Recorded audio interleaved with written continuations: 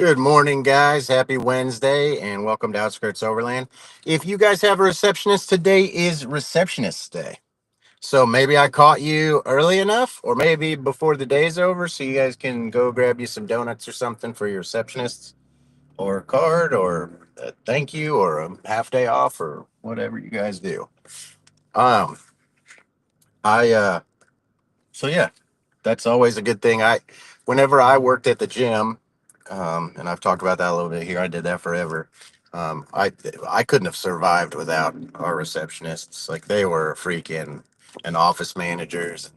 They saved my life. Like actually, a lot slash many times. Um, so those are really important people. So make sure you guys are treating them right, being good to them. And today is their day. So they probably know it too. So make sure you're paying attention.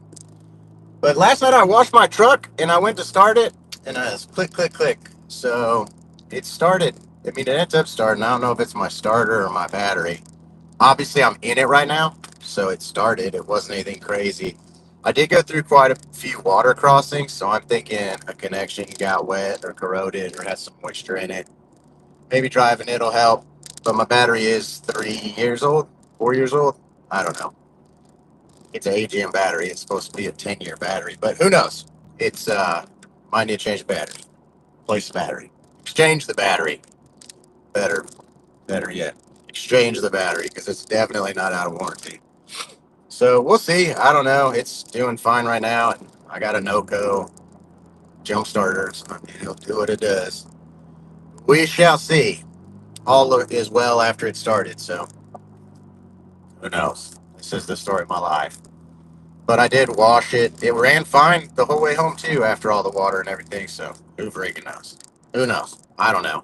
I didn't get under it and dig through the starter connection to make sure that the connections are good. Nothing's loose on the relay. So I will eventually. But yep, here we are yawning again. But yeah, so I would just like to say, guys, that's what's going on with me. But I'd like to say, go on over to Apple Podcasts. Give the podcast a rating and a review. It helps me out. It helps me keep doing this. It would mean a lot to me if you guys did it. Like actually mean a lot to me. I appreciate you all. Um, I'm going tonight to record with Benji for Newfound Overland, and that's gonna be a fun time. That's gonna be a good time. He he mentioned that we may do one or two podcast segments, like one or two episodes tonight. Record. So I don't know. That's a we'll see what comes of it. I'm not down for that, but I don't know that that's what'll actually happen or what will get done. Or we're usually actually we're pretty whenever I do go down there on these weeknights to record, we are pretty productive. So I think it will be it's gonna go well anyways. So that's always fun too. I like having that long drive really. I don't know if anybody else does this, but like I don't listen to music much. Like I'm talking to you guys now, but I don't listen to music much. I kind of just like to drive sometimes, and it doesn't really matter the vehicle. I just like to drive, and I just want to do that. So I enjoy it, at these times when we get the opportunity to do these podcasts together and stuff to get a drive. Um, oh, sideways. Hey, man. He said, "Hey, loving the new content. Keep it up. Just had a quick question. My bussy is so fat and juicy that it leaks sometimes. Any advice?" Trolls. Gotta love it. Anyways, appreciate it, man. Nonetheless, trolls help me out too. So appreciate you, man. I'm happy you at least made a long enough comment to read. So, anyways, guys, so I like the long drives, and it helps me clear my mind. It helps me keep going.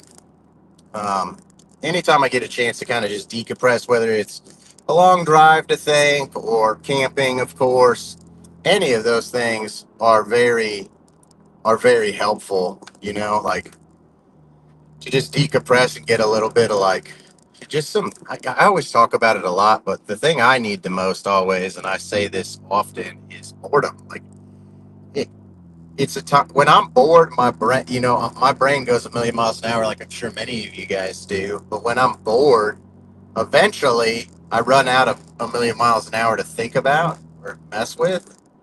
And so then it finally I get some quiet, even in my head. Just like what like life is so loud sometimes that it's nice to get to a point to where it like that even quiets down, you know? And I think that everybody that is in this hobby or probably watching this podcast, to some extent, like all of you, if you like to do this and get out in nature and is quiet, like all of us like a little bit of that. I would be willing to say. So long drive, anyways, long drive to get to Benji's nice. I enjoy it a lot.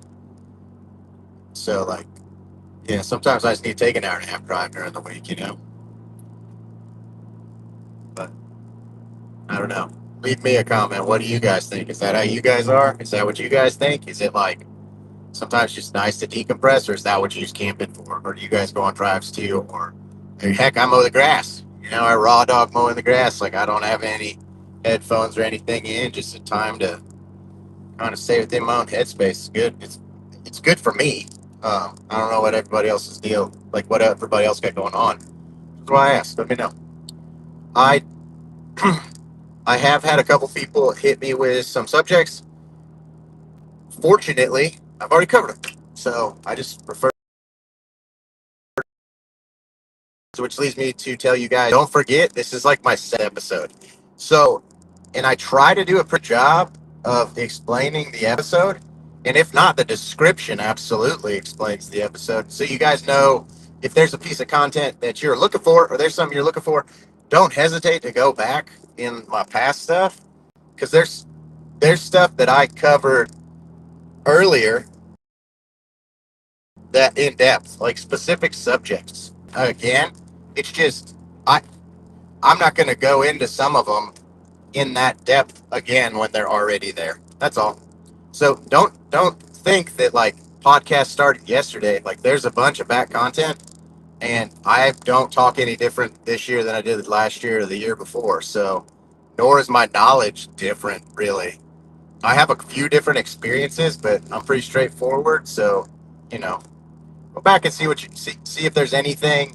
I talk about DIY stuff, platforms, bed platforms, 12-volt, freaking, I don't know, bed racks, rooftop tents, ground tents, maintenance, bug repellents, just whatever. Waterproof, winter, all of it. I mean, I do really kind of cover a lot of stuff you guys have questions about. I do get questions that I haven't covered though, so I do really appreciate you guys that are still continuing to give me subjects. It's not that I don't appreciate it. Some of them I just already covered, and I let you guys know, so I message you back. You guys know that I'm very responsive. If you've ever messaged me, I'm very responsive. Try to make sure I give that 10. Takes 10 seconds. It's not that hard. I always say just be a good human. But yeah, so I washed my truck yesterday. It was an absolute filthy disaster. And so, yeah, it's cleaner now. Cleaner. I got stuck in a mud hole. So, like, even after I got it cleaned up, there's just so much, like loose mud dripping, just stuff's everywhere. My tires are brown. Like, I'm not going to sit and scrub them. Like, it's just not going to happen. So the truck's getting better, but that's something that I feel like is the subject I want to talk about today. Is like, so I got back, and I usually don't do this, so I'll preface there. But I got back from my trip on Sunday midday because it was Mother's Day, so I got back a little early, and I didn't wash my truck until last night. Typically, I don't do that. Typically, I get back and wash it that day, because I don't want all the stuff caked on.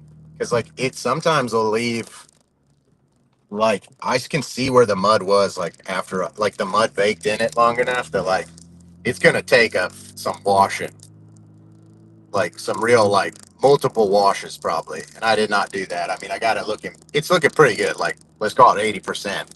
But I didn't do the interior or anything, and I usually always do it like right after I get back, just so that when the truck's sitting, it's not sitting with a bunch of crap on it.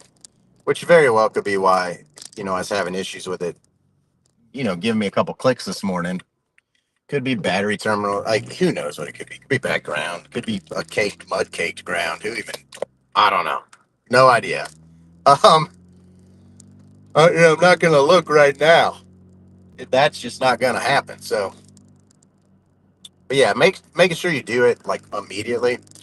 I have a pressure washer, and I typically use some like a wheel, like a non-acid wheel cleaner to. So I usually rinse the truck off, like just with water.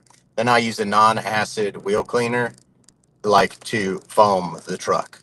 So like that wheel cleaner will get a lot of grime off it. Typically, it'll loosen mud, dirt, and clay, and then from there I can, kind of get into the wash. So I typically use a wheel cleaner as a like under the frame, and to try and not like probably 10-1 like ratio. And if you guys like, if this is like way over your head, let me know. Like, I detailed cars for a living for some time, so it's, maybe I'm talking over your head. But anyways, so like a 10-1 ratio, which is like, 1 ounce for every 10 ounces. But I do that, let it sit, rinse it back off.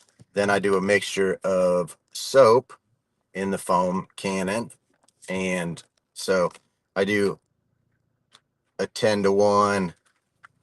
So pretty much I do 2 ounces of about 2 ounces of that wheel cleaner still, and then 2 ounces of soap, wash soap, foam, whatever you want to call it, and then do that on everything. Let that soak down and come down, and then I go straight to straight soap, foam it again, and then I wash it with like a mitt.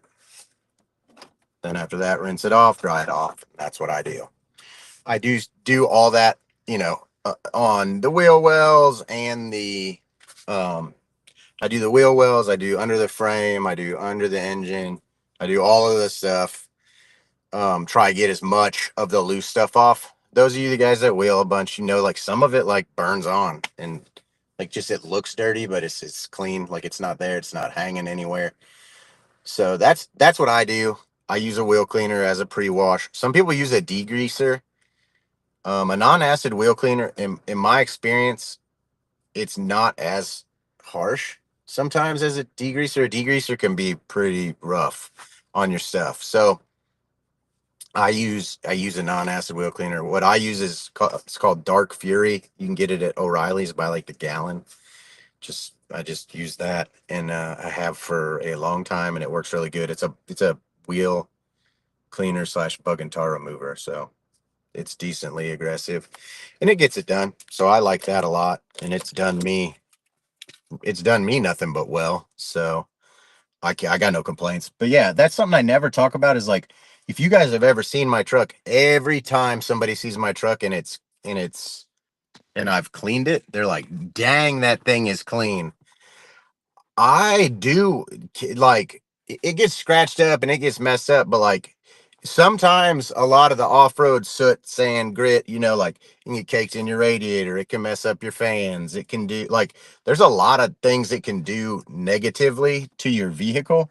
So I use it like that for sure, and hard, but I try to make sure that I also on the same take it just as serious to clean it off, try and get it cleaned off. Because I mean, also I have steel, I got steel skids. I've got steel frame sliders. I've got steel bed stiffeners and naturally powder coating, chips and brakes and stuff. So I'm trying to mitigate, some of the too aggressive of rust, from happening there.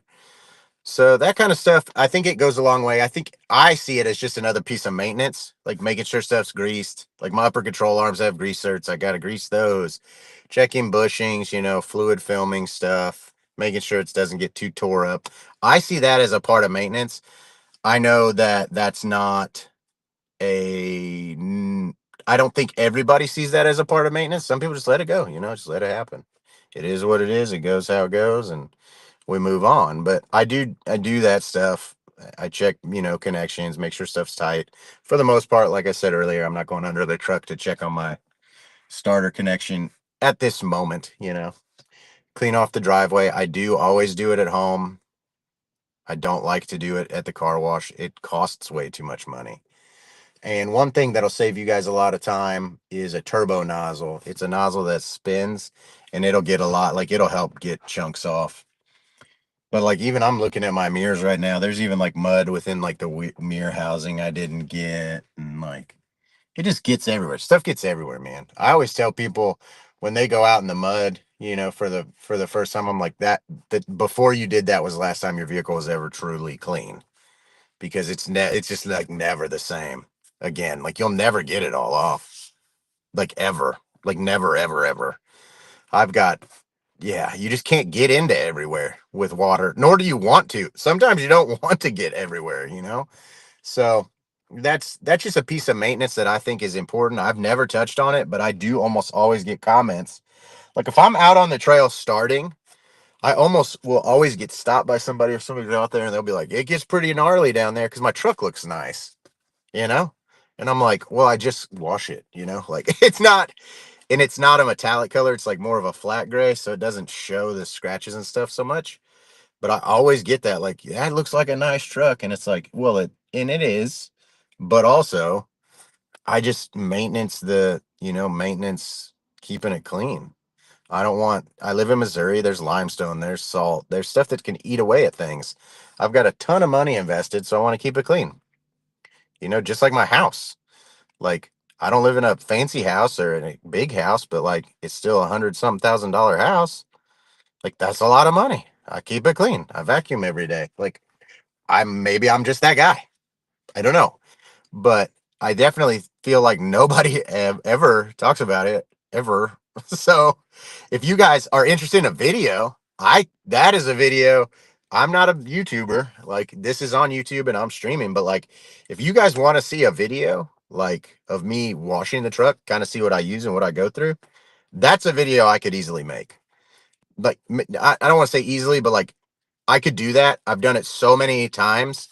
I can make a decent video about how that process for you guys and what I use and like stuff I use. I can link stuff in on Amazon and my power washer and stuff. I have nothing super crazy. I have like a Ryobi power washer from Home Depot, foam cannon from Amazon. I use products from, O'Reilly's detailing line. Like you got to get them from the body shop side at O'Reilly's. But I don't use nothing crazy.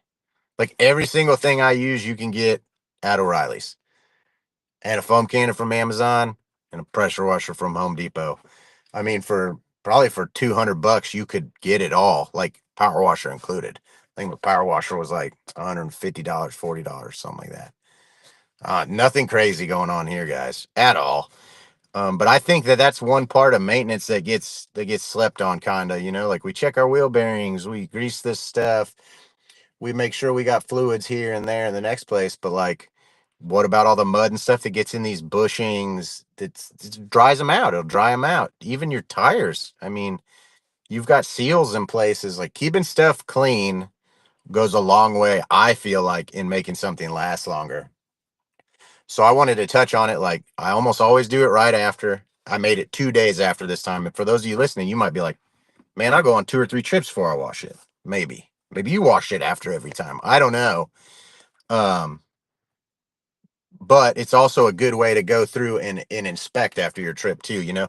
After you're done washing it, now you can see everything. And because you were all up in it washing it, you can just give stuff a peek. It's a good, like, I don't want to say it's a pre-check, but it's a post-check because you can see it all again. I think you can't even probably do a post-check if you went out and it did a trip and your car's not clean. Like you won't even know what the hell's going on.